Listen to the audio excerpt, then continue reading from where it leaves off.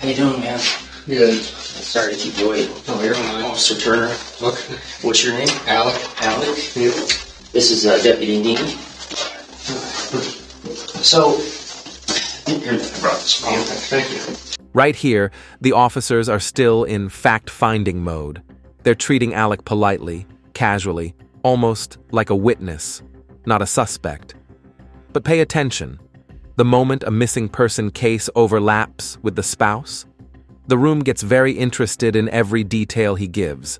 Notice how Alec is padding his identity with harmless traits: work, friends, sports. This is classic distancing. He's trying to paint himself as the normal guy, hoping the investigators see him as harmless instead of someone capable of violence. So, we want to find her. Okay? So, I need your help, and I need to know what you know, okay? So, just kind of give me start from the beginning, tell me a little bit about yourself, and then your relationship with your wife. Well, I'm more of I don't know, describe what I do or anything? Yeah, tell me what you do, tell me where you're from, give me the whole spiel. Usually, I'm always at work, basically 24/7. Okay. Weekends, usually I'm out.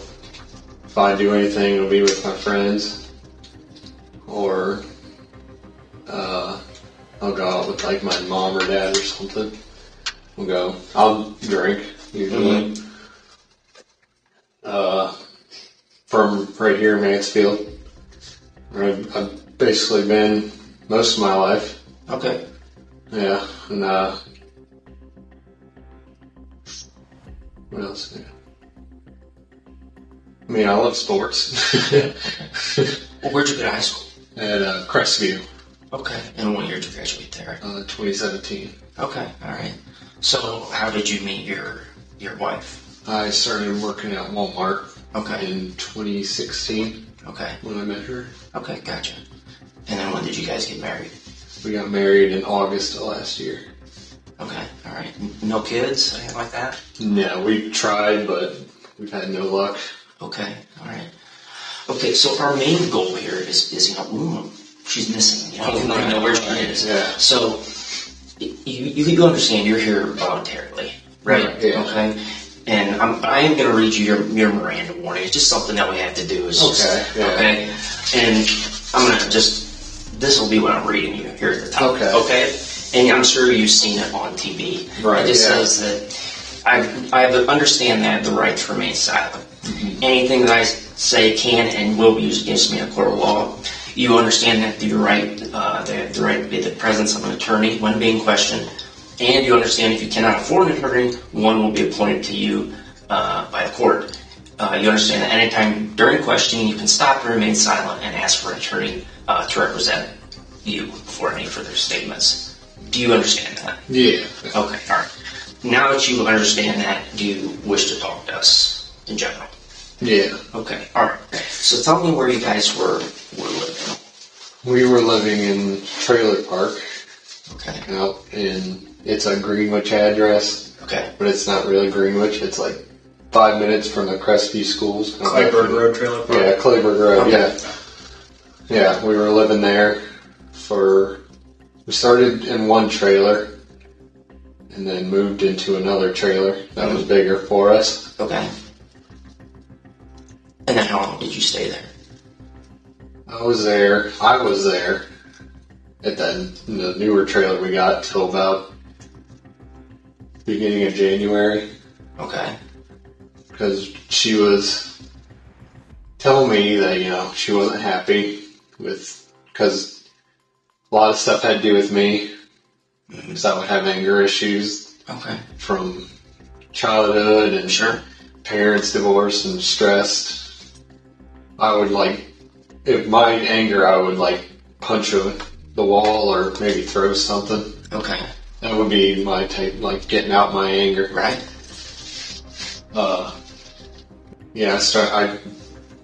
Beginning of January, I moved out with my mom. Okay. Over on Taylortown Road. Okay. And I've been living there ever since. Okay. And then where was she living you said you moved out, so did she stay in the trailer? She was staying in the trailer for a while there that I know of, and then she was trying to get a place out here in Shelby, apartment. And I know she was staying with somebody else. It was a friend at first that turned into, something else. Okay. Now, whose friend? Like your friend or her friend? It was her friend, yeah. Okay. And then how'd you hear about that, or how'd you learn about that? She was the one that told me, actually, all about that. Okay. I mean, what did she say? She was just talking to a guy, or? Well, at first she kind of didn't want to say anything, but I was just kind of talking to her and wanting her to tell me, the truth, just tell me. And she said she was talking at first that I know of, and then basically that's all I really know. They were talking. They met, it was sometime last year, because her boss, that's her boss's brother. Okay. Yeah. Okay. So, have you ever talked to him or met him, or? I've never met him or talked to him or anything. You never talked to him on the phone or text him? Okay. And here's the moment things shift. Alec has been selling the I get mad and punch walls story, but investigators know that wall punching is rarely the end of the story. Watch how the truth cracks open next. Listen closely. A break-in where nothing is stolen, but belongings are smashed and someone urinates on the floor? That isn't burglary. That's a message, a personal one. And investigators will instantly associate that with intimate partner violence. So if he walked in the police department right now, you wouldn't know who he was? I could probably tell who he was, because, I've seen, his Facebook. Oh, okay. Yeah. All right. So you looked him up on Facebook. You have a general idea of what he right, like. Yeah. Okay. All right. So when you found out that she was, talking to him, what was the status of your relationship at the time? I was single, I guess, even though I was still, legally married. Okay. But I mean, did you guys have an understanding, we're going to see other people, or we're separated? It was hard for me at first. Mm-hmm. I kind of got really depressed with everything, just because I wasn't ready, and she was basically the first person I fell in love with. Sure. So it was just kind of hard for me to get used to it, but as of right now, I know my dad was trying to hook me up with some girl. Okay. Yeah, so this was last month that all this happened? Last month, coming into beginning of this month. Okay, alright. Yeah. Okay, alright. Okay, so give me an approximate date when you think she moved over here. I want to say by around the end of January. Okay, alright. I can think of it. Yeah, because what happened was she was staying there, but she wasn't there the one night, and someone broke into the trailer.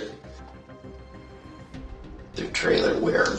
Your original trailer that you guys were living at? Second trailer we got. Okay. Someone, I guess, ended up breaking in, and they didn't take anything, but they did break a lot of stuff. Huh. And I knew they decided they wanted to take a pee on the floors, I guess, from what I was told. And she had the Richland cops come there, tell her that she probably shouldn't be staying there. Probably stay with a friend or her sister or something. So she told you, she called you and tell you that, hey, the trailer was broken into, or? I found out about it because our landlord called me and said the door was open. And so he was wondering how to get a hold of her. I just told him to call her work boss. And I messaged her and asked her what was going on, and she told me all that. Okay, alright. So, from that incident, the burglary, whatever that was, up until now, have you guys been amicable? Have you been getting along? What's going on between you and her? We were kind of civil, but then we kind of would go back into a path of just, like, kind of just, we were messaging each other, and, it would just be, like, really not, great things we would tell each other. We really didn't have a greatest relationship, but, I tried to be civil again, just because I wanted to calm everything down. Sure. Just, she wanted the divorce, and I wasn't prepared. Okay. So I kind of just finally, was getting into that feeling to do that. All right. So she had told you she wanted a divorce. Yeah. Okay. And is that what started kind of the waxing and waning of the arguments, or? Yeah. That's what started it. Okay. And now, are you talking to her on the phone about all this stuff? Do you guys text or Facebook message, or how do you guys talk? It would usually just be Facebook message. Okay. But most of the time she had me blocked on Facebook, so I'd have to talk to her sister to tell her, whatever. Okay, alright. So, when's the last time you saw her? This morning, actually. Okay, tell me about that. How did you see her this morning? Why did you see her this morning? Well, because I was messaging her on Facebook, because I wanted to go to the courthouse, so we can figure out anything with a divorce, how much it's going to cost, all that stuff. Well, she didn't really want to at first, but I was trying to talk her into it, just so we can get it all done and over with. Okay. And then when I did get her, we went to the car. I started going for a little bit, but she just wanted to try to start arguing. I really wasn't in the mood to argue, just because I was tired. And, I told her, I was like, I'm not really in the mood to argue right now. I just want to go get this done and go to work. Well, she didn't want, she wanted to continue arguing, and then she told me she wanted to get out of the car, so I just was like, okay. So she got out of the car. It wasn't too far from her house, her boyfriend's house or whatever. And, I decided to go home. Okay. So then you went back to take her down. Yeah, I went home and got ready for work, went to work. So where, you were going to Mansfield on 39? Or how were you planning to go to the courthouse? Yeah, I think it was 39, yeah. Is it the main highway, or are you going back roads? It was the main highway, yeah. Okay. I'm thinking about it. Yeah. Okay, so about how far away did you get before, she said she wanted to get out? It was like 2 or 3 minutes before anything. Do you know the area well? Where exactly this happened? Where she got out? From that area, I really don't know too well. Because I'm not really from Shelby, so I don't know too much. Okay. You know where, so if you're going in 39 to Mansfield, right? Yeah. And then you make a right and you go Lexington Spring Mill to go towards Meyer and stuff. Yeah. Okay. Was it before that? It was, way before that. Way before that. Okay. Yeah. So was it past Mill Irons? We weren't past there. It was, I just picked her up from her house where she was at, and we started going. It wasn't really that long before she told me that. Okay, and where'd you pick her up at? Over on 2nd Street. Okay, and that's where she's staying. Who lives there? I know that, I don't really know. I think it might be CJ's mom and stepdad. Okay. I think. Okay. And I think it might be CJ, but I know he wasn't in Ohio. He's not in Ohio right now. I think that's who's living there. Okay. But how'd you find out where they lived? I made the stupid post on Facebook about her. It was just really just me just downplaying her. I was just being dumb in my anger. And someone messaged me and told me the address of his name. I didn't know who it was that told me. Wow. So you were just asking for information about her, or him, or both? I was just, the post was really just about her. When What'd you say? Just like trash? Pretty much, yeah. I was just being stupid. It went in my head. I get angry. Okay. And if I want to say something, it gets in my head, and I'll just come out with it. Okay. And when was that posted today, or? That was posted a week or two ago. Okay. So you knew, last week or whatever that Yeah. he lived over here, she was staying with him. Yeah. Okay. All right. So you find that out, then what do you do? I didn't do anything after that. After I found out, I just kind of just blew on by it to try not to worry about it. I think I had to go to work then, right after, so. Okay. All right. So when you picked her up today, Yeah. right? Well, about what time was that?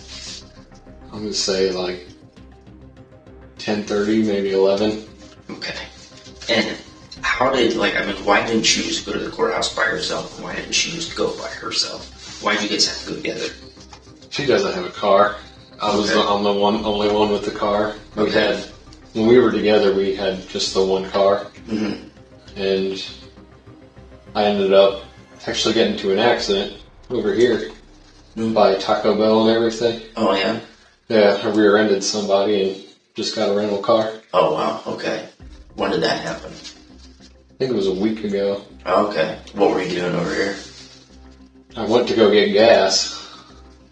And came out there and hit the back of somebody. Okay. So when you were talking to her, when did the conversation start? Was it this morning about like this whole courthouse thing, or when did you Yeah, it guys was this morning. about what time? I woke up about 10 o'clock, started Messenger a little bit after. Okay, so you started Messenger this morning about 10 Yeah. on Facebook. Yeah. Okay. Just tell me how the conversation went. I was just telling her, asking her if she wanted to go to the courthouse, and she told me something about an annulment Okay. she was getting. I do know that, and then I was just looking up, I was looking up on LegalZoom, like what kind of divorce stuff we could do, and I was trying to tell her about part of the divorce where we wouldn't have to pay court fees, because neither of us could really afford all this stuff. And I was trying to tell her about that, and I didn't know if an annulment really applied to us. Right. I wanted to go to the courthouse because I wanted to see like what we could do, if anything could do, or how much everything will cost. Right. All that. And she was just trying to tell me she didn't want to do it right now, but I wanted to do it just because it'll help me clear my mind a little bit better. Right. So I'm not, dealing with anything with her and just trying to move on. So you kind of changed your mindset. Like now she's kind of dragging her feet and you want to get it done. Yeah. When before she wanted to get it done right away and you did. Right, yeah. Okay. Now when did that change your heart happen? I kind of was thinking about it all weekend long. Just trying to thinking of it, and I was like, well, I might as well do it. I'd kept Messenger till Monday because, the courthouse wasn't open. Sure. Till then, so I decided Messenger as soon as I got up. Okay, so you picked her up. What time did you say? I'm sorry. What time did you say this It was morning? like in the 10:30 to 11 area. Okay. From her house on 2nd Street. Yeah. Was he there? This CJ guy, was he there? No, because I know he's not in Ohio right now. Yeah. Does he work somewhere else, or? I guess his work made him travel. Last I know, he was in Virginia. Okay. She told me that for some reason. I don't really know why she told me that. So who else was there when you picked her up? I guess there was someone named Lisa there. I don't know who that is or anything. This is where Alec slips. When he suddenly mentions a mystery woman named Lisa, someone he claims he doesn't know, he accidentally confirms he does know more about Gabe's living situation than he pretended before. Interrogators love these inconsistencies. Police permit. Hi, this is Lisa. I'm calling. I live at 122nd Street, and I would like to make a police report. Okay, what's going on? I have a young lady who's living here with me. She's been here for about, I'm going to say about a month and a half. Her husband got very violent with her, and she has a bunch of police reports there in Mansfield that she's filed. She also filed for an annulment. She's waiting for paperwork to come here to this address. Anyway, Alex ended up, her soon-to-be ex-husband ended up finding out where we lived at, and he come over all psycho and banged on the door. She ended up leaving with him, and she texted my son, who is out of state, and said, "Hey, I'm with Alex." He became psycho, and Cedar's like, "Why didn't you call the police?" But anyway, nobody can find her. She didn't show up for work. She didn't call off. That's so out of her character. I'm hoping I can file a report. Did you see Lisa? I mean, No, I don't know how she got my number, but she was texting me, asking me what was going on. Honestly, I have no idea how she got my number. I don't know. I mean, what she said? She's just like, I mean, how did the conversation start? I think she said, it's Lisa, and then asked me, asked me, I can't remember how it actually went. He said, "It's Lisa. Have you heard anything from Gabe? Because I'm worried about her." Yeah. And I was like, "I haven't heard anything. I was trying to get in contact with her too." And then I was asking who Lisa was, because I didn't know who that was. And she said, because Gabe never actually said anything about Elisa, so I had zero idea who this person is, and how they got my number or anything. Yeah, and then she was just trying to ask me what was going on. I was telling her, what had happened, and, how I was having major panic attacks at work. Yeah. My boss could tell I was doing it because I was freaking out on what was going on with her, Okay. with Gabe. So about what time did you get this text from Lisa? He was probably about 2:20. Okay. 2:10, 2:20, yeah. All right. And Lisa just said, hey, basically, where's Gabe? Or Just asked me, like, have you heard anything from Gabe? Because I haven't heard anything or seen her. Or, yeah. And what'd you tell her? I just told her, I told her straight up, like, what happened today, and that I was worried too, because her coworkers, Gabe's coworkers, were telling me that Gabe didn't show up to work today and she's not answering her phone. Wow. Okay. Now, is that unusual for her? Oh yeah. Yeah, she's at work all the time, never late or anything. So when did you become, concerned? You say you start having panic attacks. What? I got a message from one of her coworkers named Ruthie. Okay. She would tell me, asking me, where Gabe was. And I was like, I was like, what are you talking about? I just saw her, I told her what I just told you. Yeah. What happened this morning. That's when, then I got another message from somebody else she works with, asking me the same thing. So I told, her the same thing. And that started, building up my anxiety and panic attacks and everything. Because I'm like, what's going on right now? Right. I just saw her. What do you mean? Yeah. So, tell me what you said to them. I know you said it was the same thing, but exactly what did you say to them? It's like, I haven't heard from her, and I saw her this morning, and that I wanted to go to the courthouse with her to do some divorce stuff, and she didn't want to at first, but I kind of was making her come along, and she wanted to get an argument with me, so she wanted out of the car, and I stopped the car. She went out. I drove off. Okay. So you're driving towards Mansfield on 39. Yeah. Okay. And you come off of Taylortown and you turn left to go towards Mansfield. I turned, the left turn down towards Taylortown, that whole road. Okay. So you're on Taylortown, you're heading which direction? Turn left. Yeah. Heading south. Yeah, towards south, Mansfield. yeah. Okay. Be south. What is the argument about when you guys are here at this point? Just that I'm messaging her too much, or that she doesn't want to do this right now. That I can wait on to do this until she wanted to do it like Tuesday or Wednesday. Mm-hmm. She wanted to do it. And I wasn't listening. That's what she was telling me. Okay, going on what you say. I was like, well, I just want to get this done and over with. I want to see what we can do here. Okay. So what made her so mad that she jumped out of the car? Just because she doesn't like to be around me much anymore. Okay. And that's because just the arguments you've had in the past? Or? Yeah, because of arguments and my anger towards her, where I would call her stupid names just because my anger would do that to me.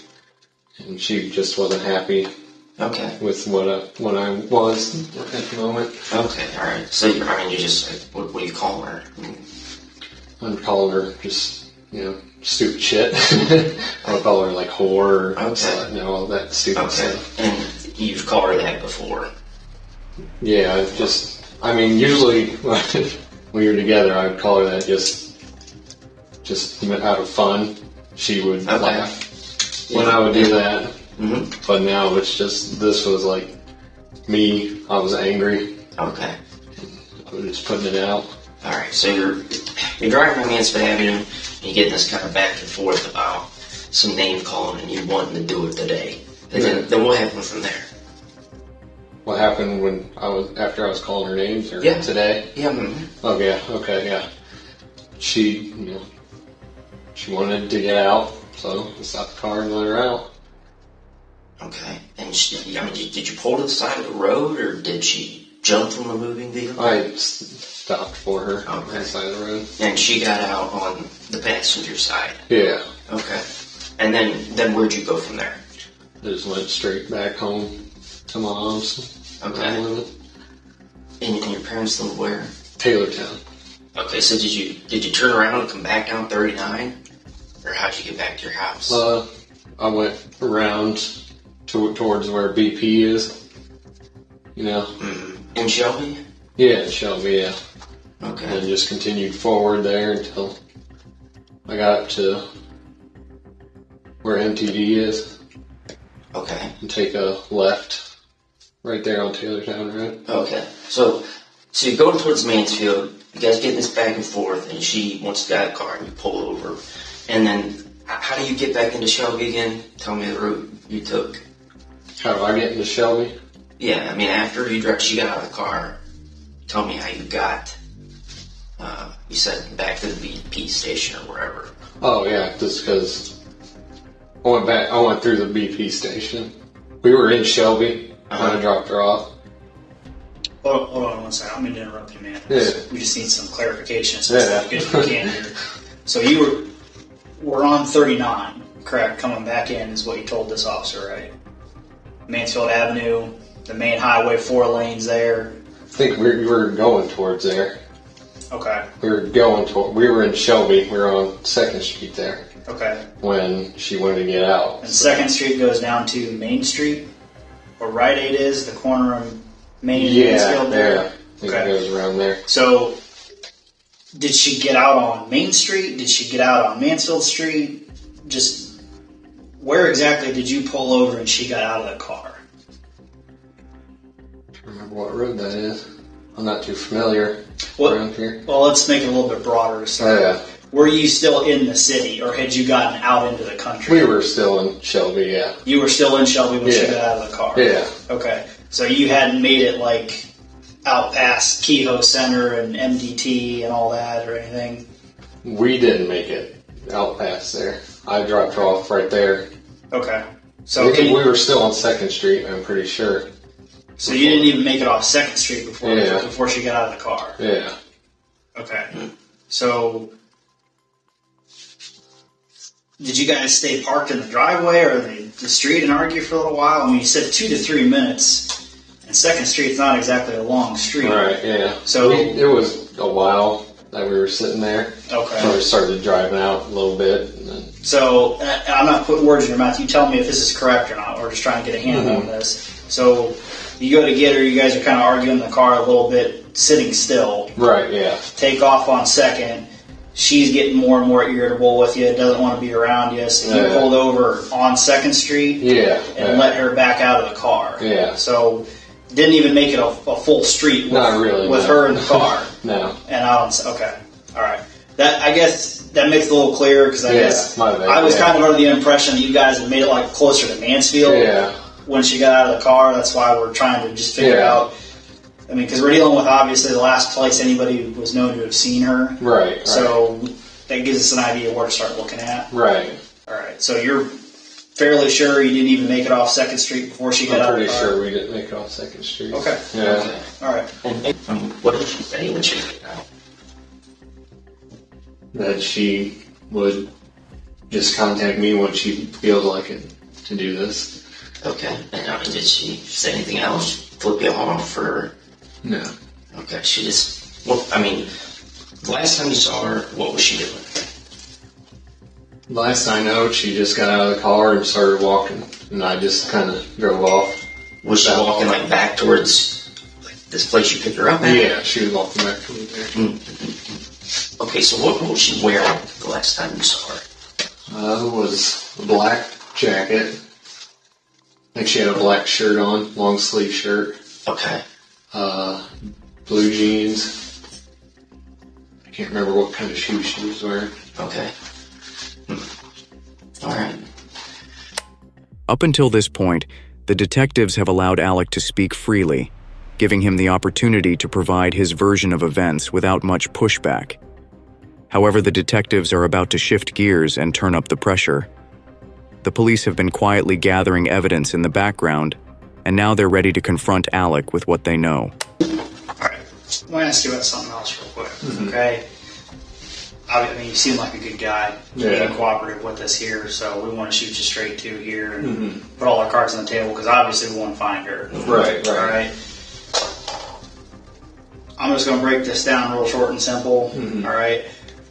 One of our officers from the sheriff's office, and I wasn't there when this happened. I'm just going by the information that was given to me. Okay. They apparently got a look inside your car at some point in time doing follow-up for this case for Shelby Police Department, okay? Yeah. And the officer that had a look inside your car saw what he believed was blood and what looked like blood had been cleaned up, okay? Yeah. Now, I'm also told that somebody said something to you about this, and you said a friend of yours had been in the car and had a bad bloody nose, and that's where it came from. Yeah. Is all that accurate? Yeah. Okay. Here's the deal. You need to be honest with us about this, all right? Yeah. Because we can DNA test that blood. Right. We can verify that it's hers and not this friend, Right. which I don't know who this friend supposedly is. We'll get to that a little later. But we can check that, very easily find out if it's hers or not. Right. Okay? We can also subpoena all your phone records and find out if you have been in contact with this CJ or her or whatever it is you've said to them. Okay? I get you guys are going through a bad divorce. Okay? Right, yeah. People say things that aren't pretty. We've all done it. All right? It's we don't care about that. Right. All right? We've all been there, whether anyone wants to admit it or not. All right? The point I'm getting at here is all this stuff here, if you're lying about it. It's extremely easy for us to prove that you're lying about it. Right. Because we can test DNA, because we can subpoena phone records and verify all this. All right? They also did a ping on her cell phone, and it pinged off a cell tower not too far from where you work at. Oh, really? So here's the deal. That 911 call is devastating. Lisa's fear is real, and she highlights something critical. Gabe never misses work. That's a red flag investigators jump on immediately. When someone goes missing and breaks their routine, the timeline becomes everything. So, you drag her off in the field, you get back in your car, you sit and you're thinking about it. Then what do you do? Officer Turner, could I talk to you for 1 second?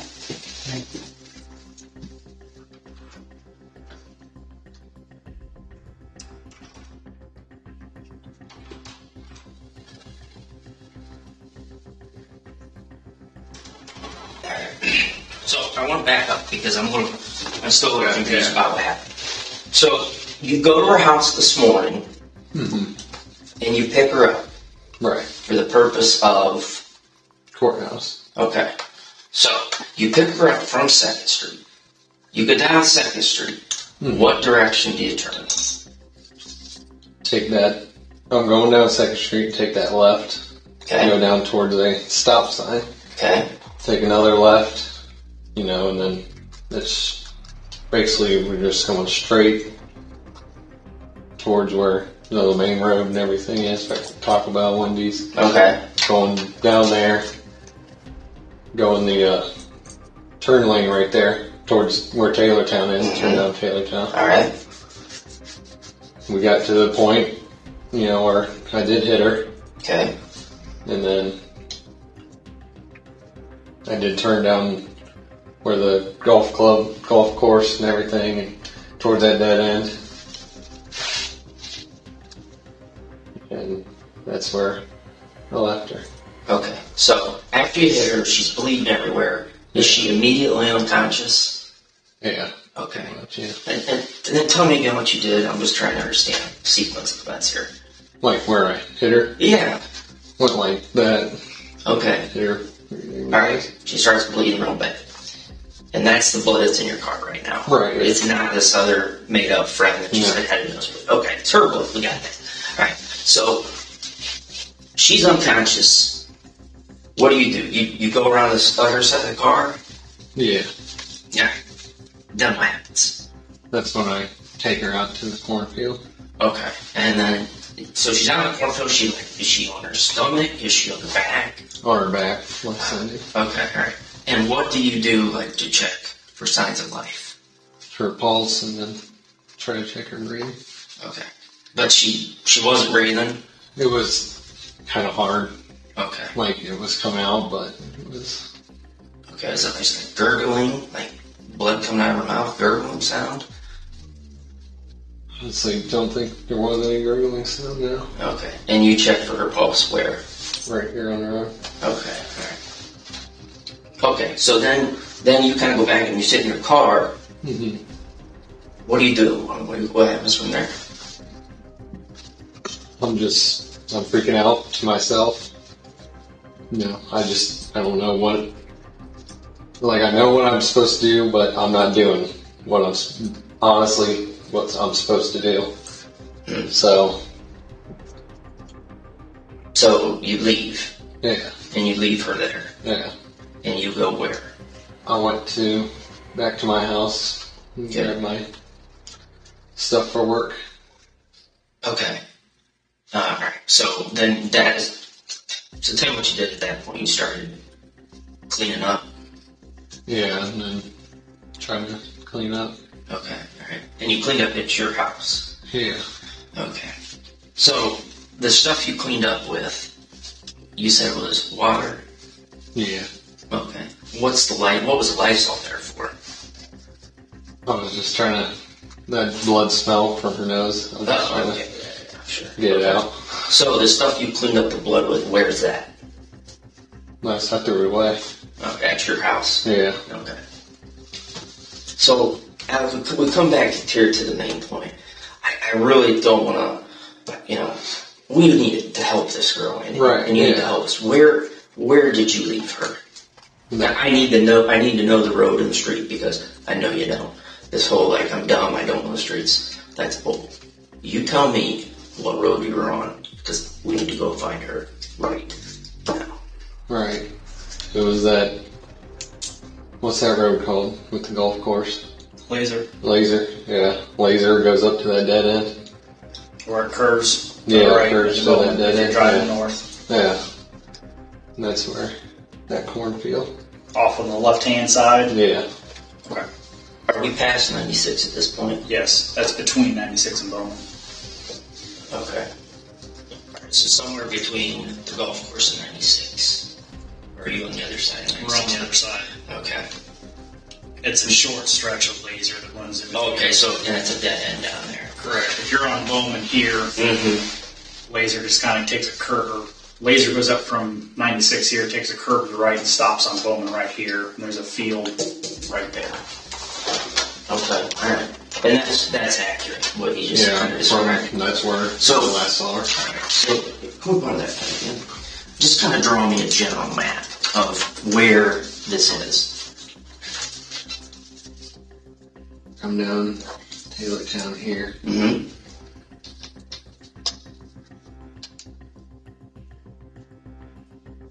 Come down Taylor Town.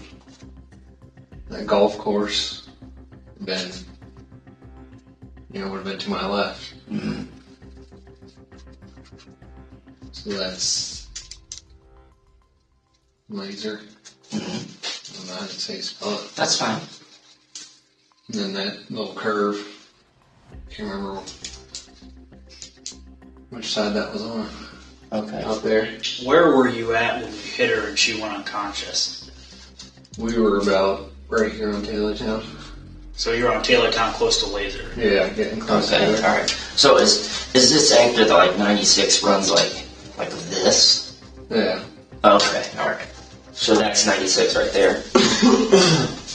So you come in, you leave your house, you come down. This is before this all happened. You leave your house and you come in to Shelby on 39. Yeah.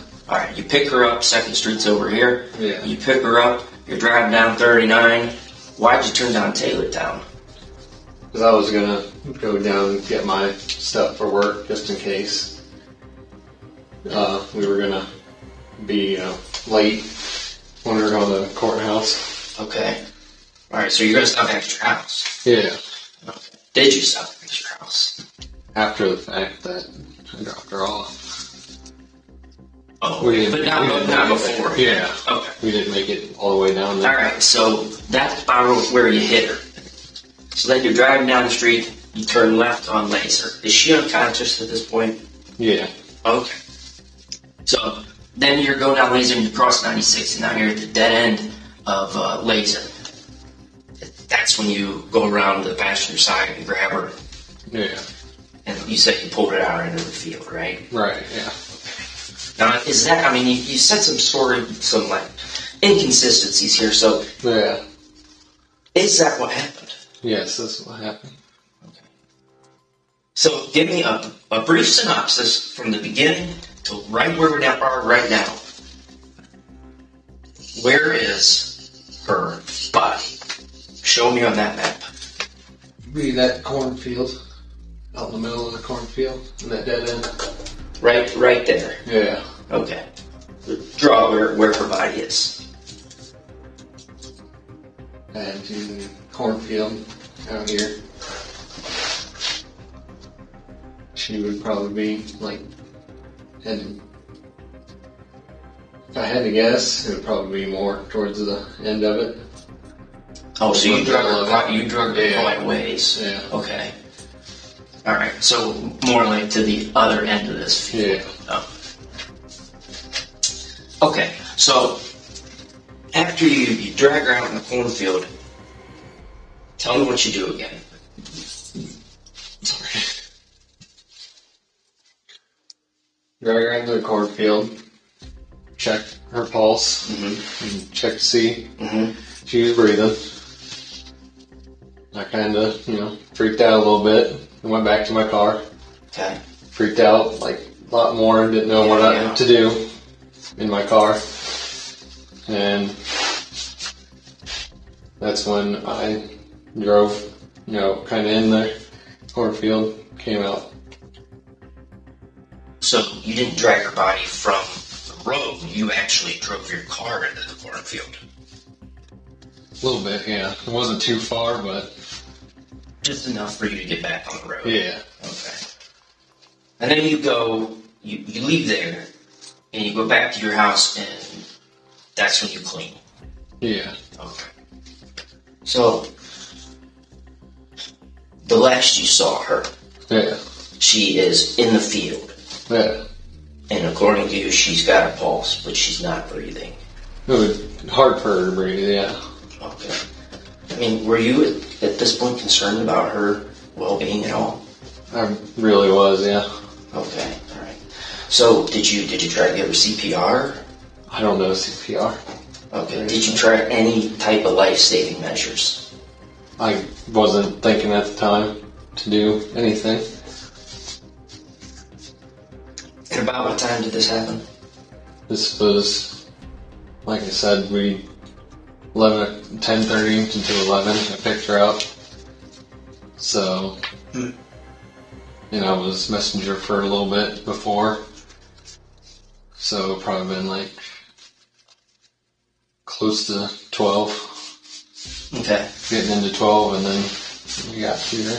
Okay. So about what time did you dump her body? It was about, I think it was about like 12:30. Okay. All right. And then you went back to your house and you cleaned up for a half hour. Yeah. Okay. And then you left for work. Yeah. You realize, while you're being a little more honest with you, this still doesn't make any sense. Yeah. Okay? You hit her. While it's not a good thing, Right. it's not the end of the world. Right. Okay? It would have been, I don't care if you know CPR or not. Right. I don't care if you have any first aid knowledge whatsoever. Right. You're not out in the no civilization. Right. You're mere minutes from Shelby, Shiloh, Right. places with people Yeah. that you can take her to get help. Right. You got phones you can call. Right. Yeah. At the very least, if you were that concerned about it, you could have at least called and then drove off Right. after giving them a location. Yeah. I should have done that. I know I Okay. should have. Well, here's why I think you didn't. I think she was already dead when you pulled her out of that car and dumped her in the field. And you figured, I don't think anybody was at the house when I picked her up. Nobody probably saw me with her. If I just get rid of her, scrub the car down, there's not going to be enough people or enough information to say, yeah, I was with her this afternoon. You just figured you'd take your chances and hope nobody figured it out. She wasn't dead at all. She wasn't dead at all. But this is at 12:30. Right. And mind you, we're talking over a 12-hour time lapse here Right, now when yeah. we're talking. Okay? Today it was rainy. It was cold. Right. It was foggy. So you're concerned about what's going to happen if people find out you hit her. Right. Yeah. She's still alive. But yet you just dump her in a field in this cold weather where if she's Right. unconscious, she's got more than a fair chance of freezing to death Right. before anybody finds her. But your concern is you just don't want anybody to find out that you hit her. Yeah. This is where it makes no sense. It was just concerning me, just because hitting a woman, that was a big Yeah. deal for me. But you see where I'm going with this. Yeah. It's more than just hitting. Right. Okay? I think you're smart enough to realize that, hey, I can get her help. I can take my hit for domestic violence if she files charges out of Right. this. Yeah. Take my first degree misdemeanor and go home. No big deal. Right. All right? I don't think, as smart as you are, you'd go to that lengths to cover up a misdemeanor offensive violence. It doesn't make any sense. I wasn't thinking, honestly. She was dead when she came out of that car, wasn't she? Last I knew, she wasn't. She wasn't alive or she wasn't dead? She wasn't dead. But yet, in order to avoid possibly getting in trouble over a misdemeanor or domestic violence, you left her out in the cold in an area where a passerby is not likely to see her or find her. Yeah. Come on, man. You've been doing good opening up and being honest about what happened here. It's time to come full circle here and tell us the last of it. I don't think she was dead, at least to me. After kind of... Why don't you think she was dead? Because I was thinking she was breathing, had the pulse. Okay. Maybe she was that was probably like kind of the last of what was Yeah. getting through her. Sure. So when you left at that point, you knew she was dead. I didn't think of it like or anything like that. When did you realize she was dead? Like after the fact that I was trying to check her breathing. So, generally one punch will not knock somebody unconscious. Right. So, I need to know, was it one punch or was it several punches? It was a couple of them, yeah. How many do you think?